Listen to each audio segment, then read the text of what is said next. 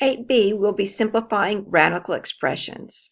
So the first thing we're going to talk about is the product and the quotient properties of radicals.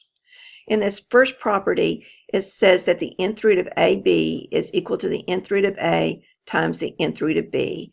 And what that means to us is that if we take the nth root of a number and nth root of another number and then multiply the result second, we'll get the same answer as if we multiplied the two numbers first and then took the nth root.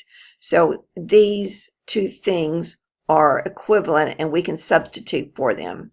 And the same thing is true with a fraction. If I had the nth root of a fraction, then I'm going to get the same answer if I do the fraction and take the nth root of it as if I were to separate and take the nth root of the numerator and then divide it by the nth root of the denominator. So we're going to use these in these next couple of examples. So I have the square root of 5 times the square root of 6. Now when I say that, notice that these indices are all the same. They're all nth root. So one of them's not an n and the other one's an x. All right, so fifth root of square root of 5 times the square root of 6. We can multiply 5 times 6 and get square root of 30 for the same answer. Cube root of 2 times the cube root of x. Since they're both cube roots, I can then multiply the 2 times the x and get 2x inside of here. Cube root of 2 times the cube root of 4. I can multiply 2 times 4 and get 8. But we know what the cube root of 8 is. The cube root of 8 can be simplified to a 2.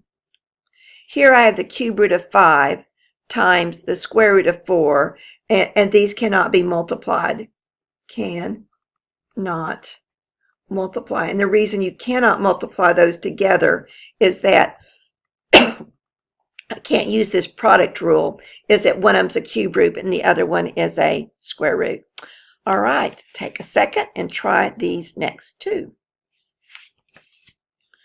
All right, example 2, we're going to use the quotient rule. So the quotient rule says that if I take the square root of a fraction, it's going to be equal to the square root of the numerator over the square root of the denominator.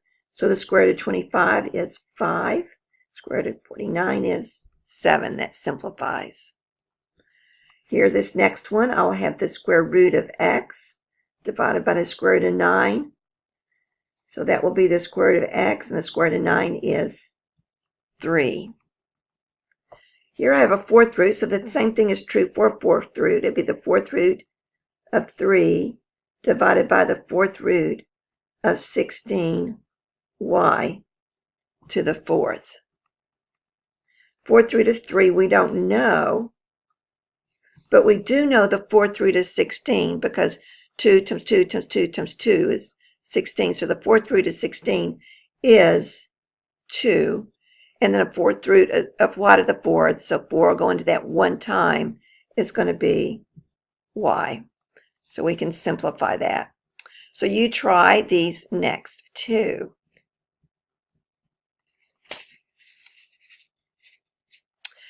So finally, as you notice, especially on this last one where we had to find the fourth root of 16, it is going to pay, as we work with radicals, to become familiar with the perfect powers. So you probably are already familiar with the perfect squares from geometry last year.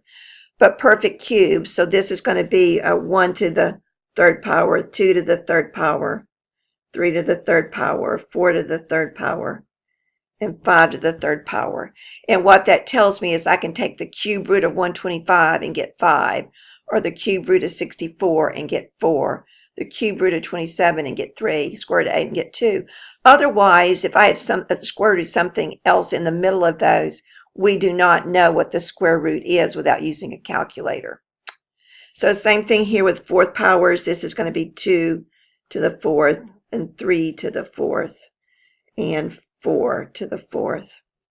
And then a lot of times you'll see 2 to the fifth is 32. So again, we know the fourth root of 16 is 2, fourth root of 81 is 3, fourth root of 256 is 4, and the fifth root of 32 is 2.